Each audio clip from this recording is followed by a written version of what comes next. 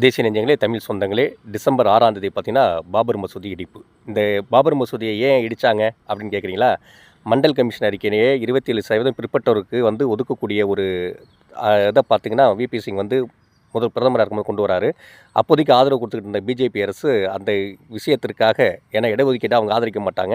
அதற்காக அந்த அரசுக்கான கொடுத்த ஆதரவை வாபஸ் வாங்குறாங்க. வாபஸ் வாங்கப்பட்ட விளைவை வந்து நேரடியாக மக்கள்கிட்ட கொண்டு போனால் நம்மளுடைய எதிர்காலம் பாதிக்கும் அப்படின்ட்டு தான் ரத யாத்திரை மூலமாக, அத்வானியின் மூலமாக பார்த்தீங்கன்னா உத்தரப்பிரதேசத்தில் கூடிய பாபர் மசூதியை இடிக்கிறதுக்காக கரசேவர்கள் மூலமாக கொண்டு போய் இடிக்க போகிறாங்க.